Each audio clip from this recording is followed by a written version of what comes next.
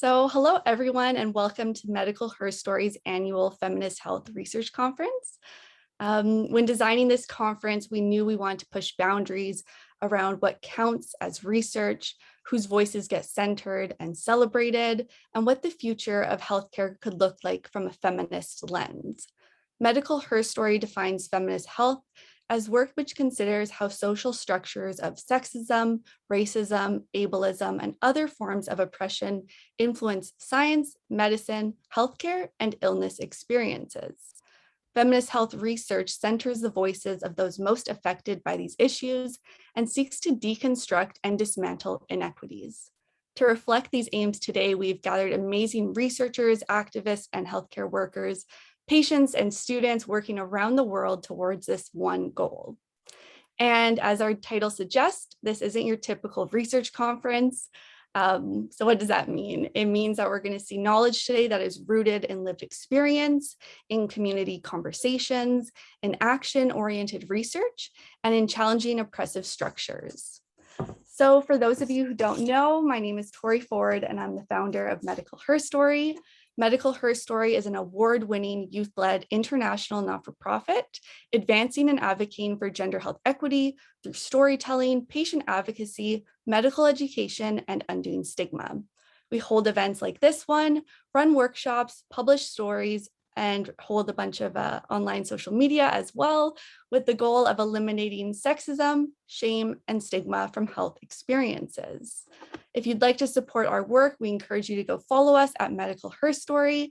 And we're also running a fundraiser for feminist health research all month long. And we actually just uploaded a raffle to our Instagram. If you want to go check it out, there's some amazing prizes that you can win. So we have a jam-packed day for you all. I'm so happy to start with a headline speech by Maya Dusenbery, who I'll pass it over in just a few moments. After our headline speech, we have a lived experience panel. Medical Herstory upholds that patients are experts by experience. And today we believe that, you learn a lot more by living with a condition day in and day out than any degree could ever offer. So I'm really excited for that panel personally. And then after that, we're turning over to myth busting with Dr. Cuterus. We're going to be breaking down everything that you may think you know about sexual health.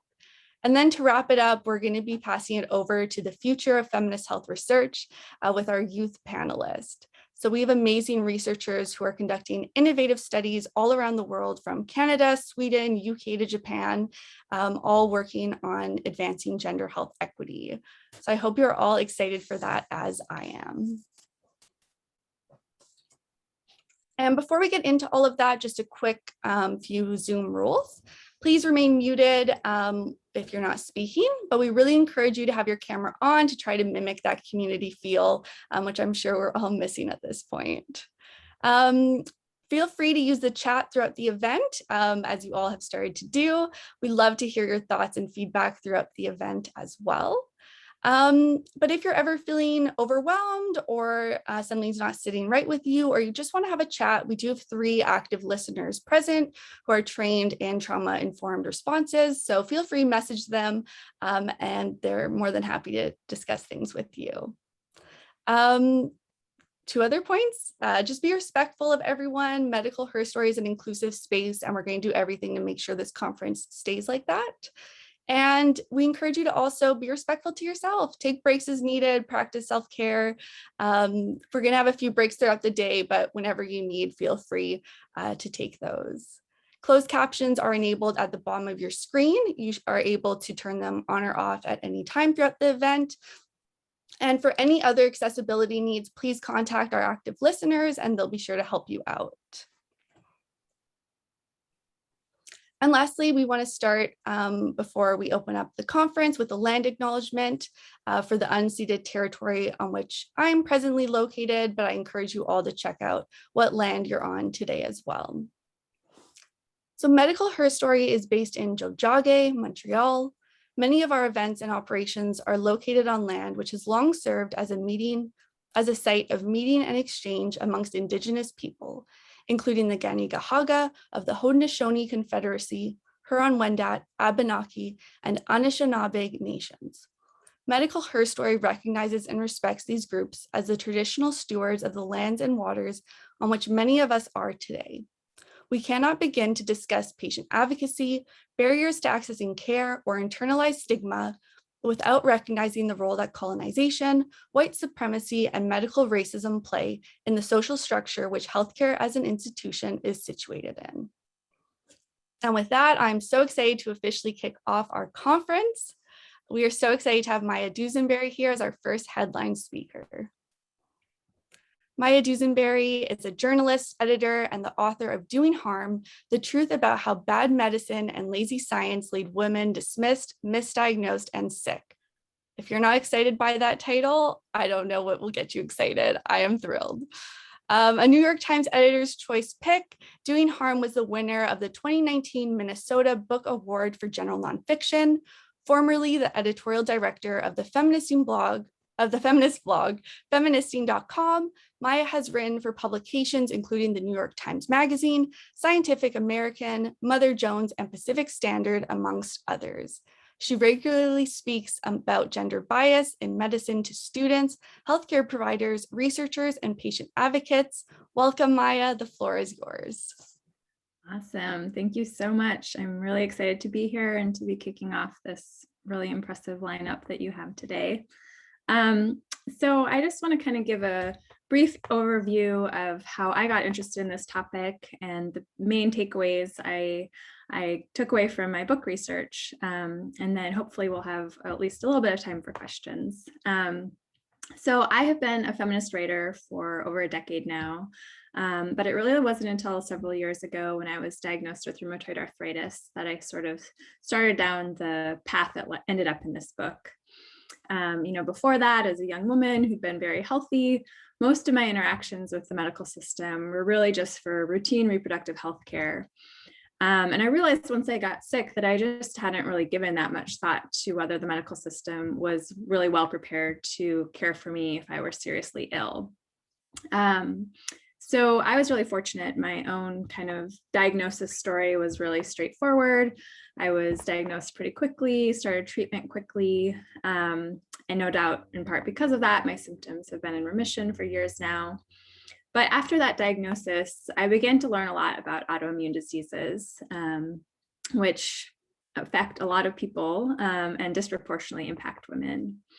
And I began to realize just how lucky I had been to get diagnosed within several months. One survey found that patients with a serious autoimmune disease see an average of 4 doctors over 4 years before they're properly diagnosed. Nearly half reported being sort of labeled chronic complainers who were overly concerned with their health during that search. So despite the fact that autoimmune diseases are so common, it seemed like the medical system wasn't very good at recognizing them. And that might be because doctors just weren't being adequately trained to do so.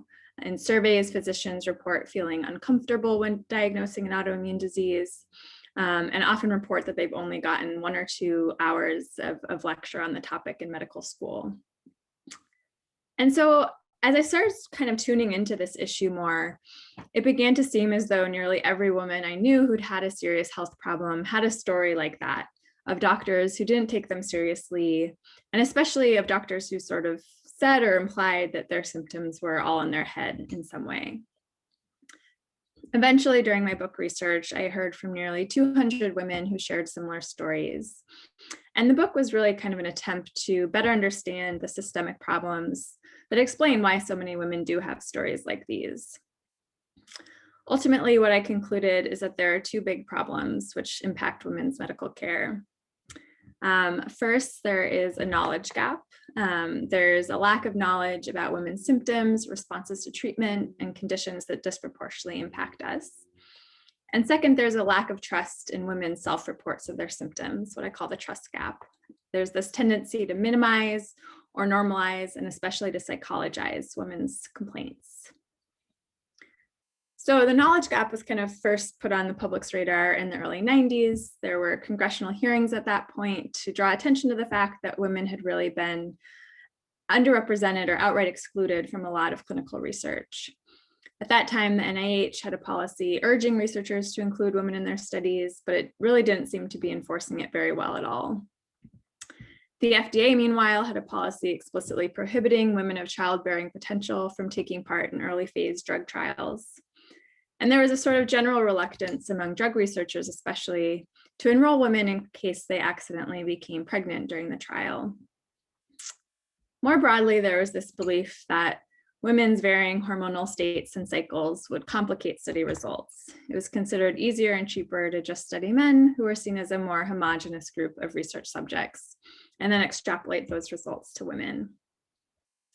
So in some ways, a lot has changed since the early 90s, of course. The FDA dropped that policy excluding women. Congress passed the NIH Revitalization Act, which requires federally funded phase 3 clinical research in the US to include women as well as people of color. But women are still underrepresented in a lot of research areas.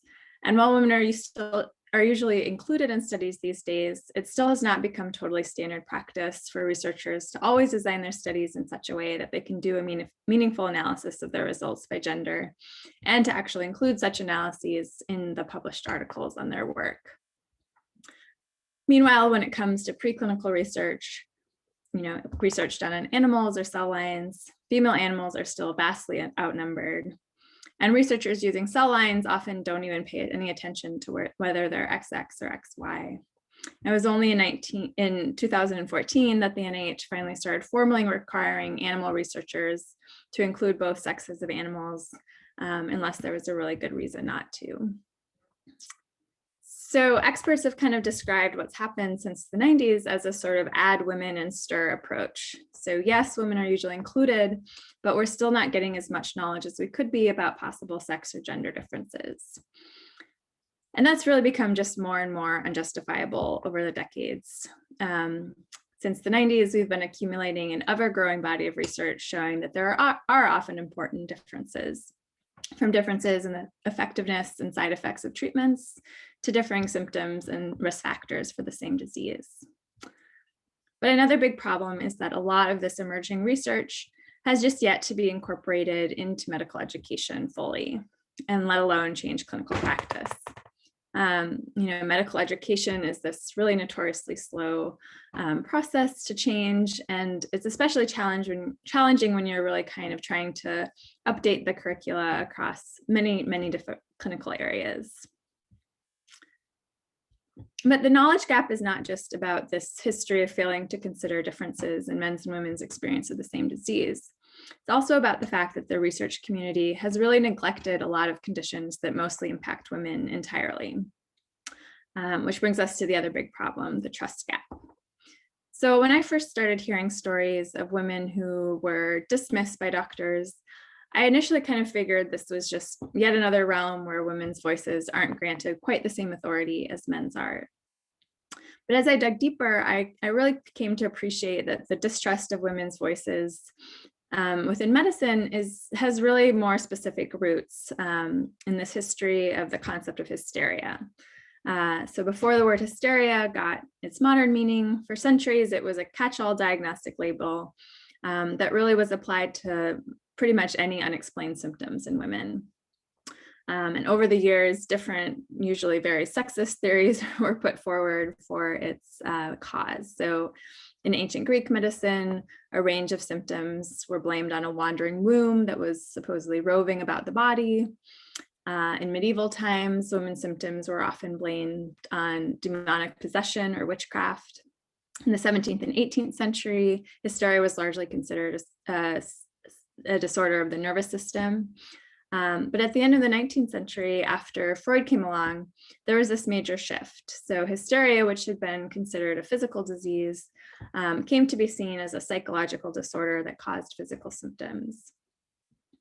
And ever since then, medicine has really had this very convenient notion that any symptoms that can't be readily explained can be attributed to the patient's unconscious mind. Of course, the term hysteria is no longer used as an official diagnosis, but the concept has really remained alive and well.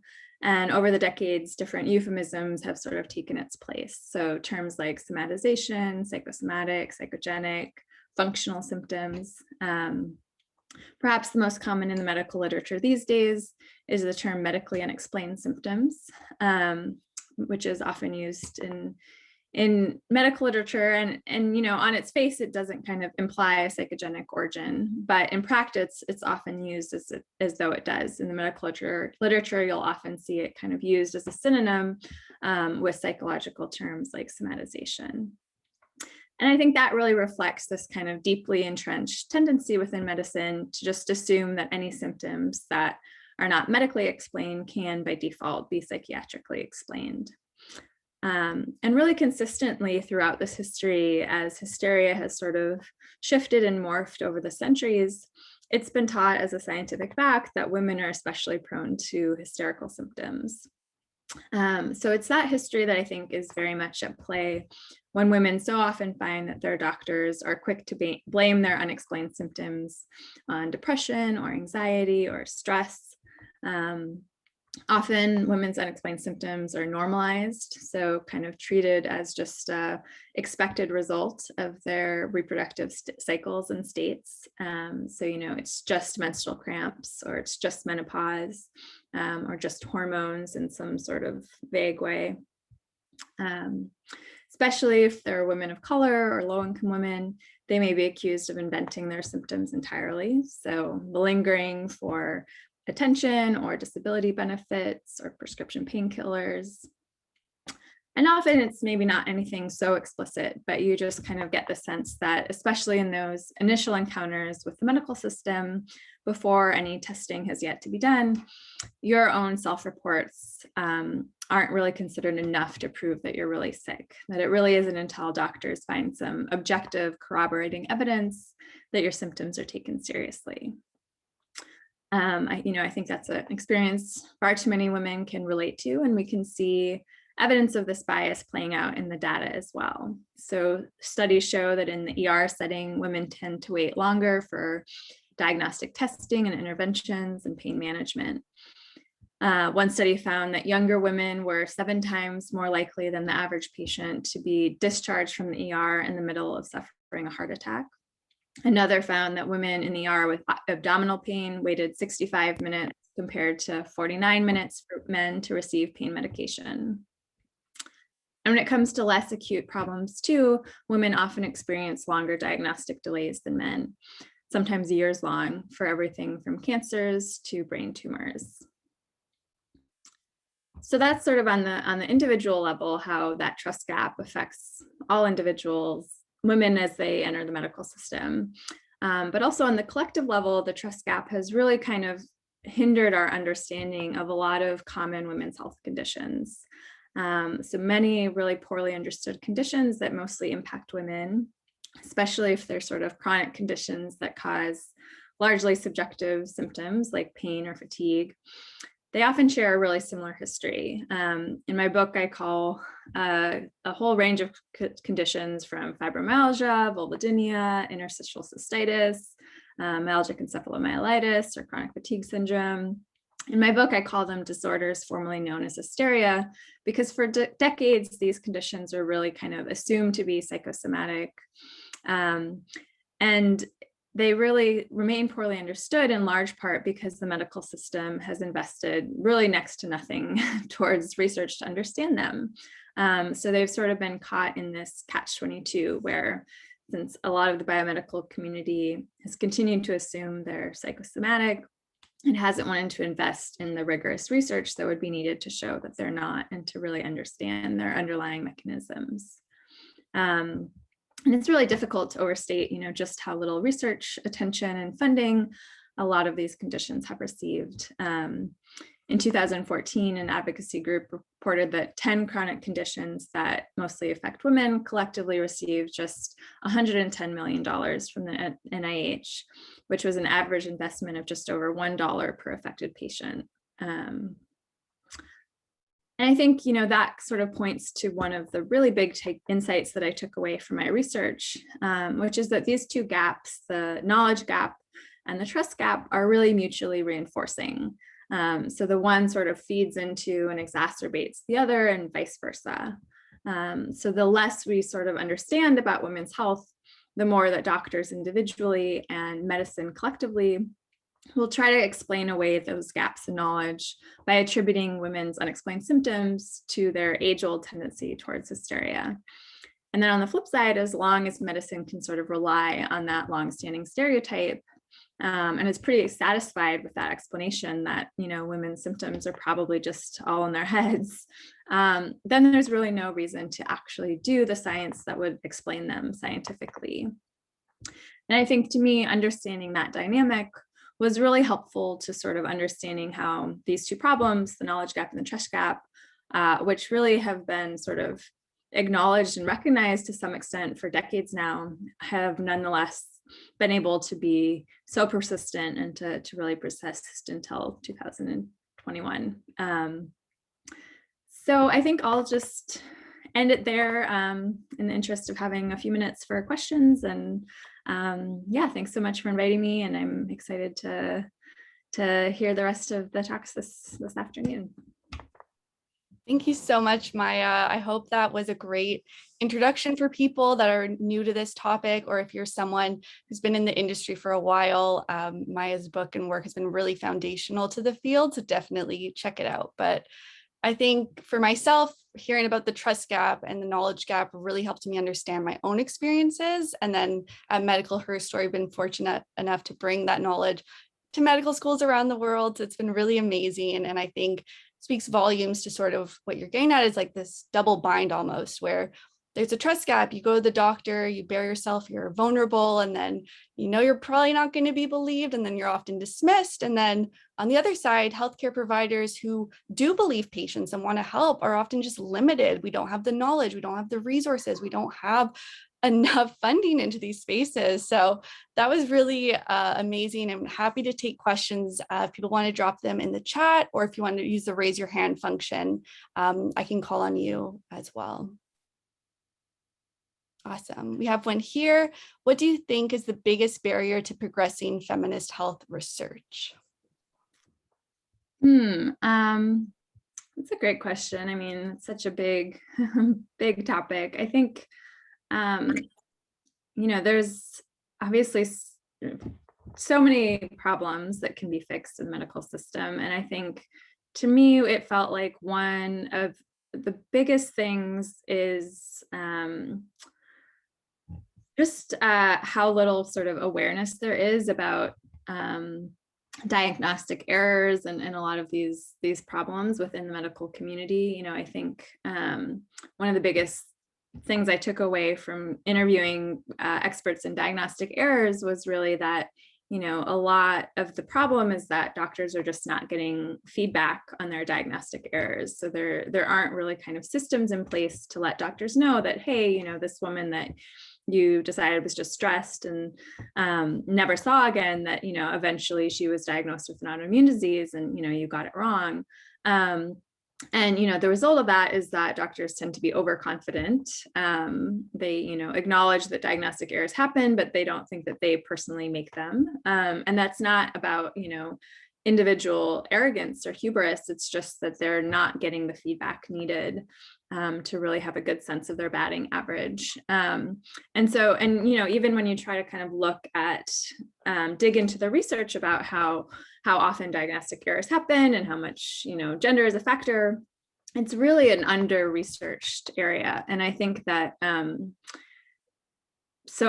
really a big first step is kind of just raising awareness within the medical community that this is a big problem, that it's sort of not visible to providers in the way that it really is, and that we need to be collecting data to kind of do that first kind of step of at least acknowledging how widespread these kind of experiences are, and then of course the next step of like figuring out better systems in place to fix it.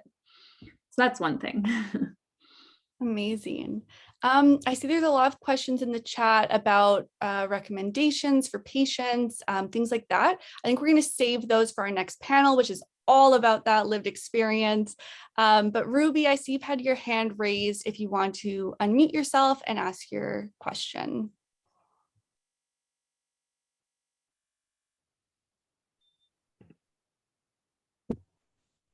Hi, can you hear me? Yeah. Mm-hmm. Okay, I just want to say thank you to Medical Herstory for doing this, and thank you to Maya as well. That was really interesting, and I thought it was really good what you were saying. Well, bad, but good what you were saying. And I was just wondering, because you kind of touched upon how a lot of people kind of look at hormones as well as being one of the reasons why it's like, oh, maybe you're over exaggerating because you're at like that time of the month. And I was wondering if you've seen any differences between age of diagnosis as well, because for a lot of teenagers, I know at least for mental health, it tends to be, oh, it's just that you're going through puberty and that you're really hormonal at the moment. And I was just wondering if in the stories that you'd read or anything that you've seen, if you saw discrepancies between age, if people who are older are less believed, or if people who are younger are less believed, and just kind of that in general. Mm-hmm.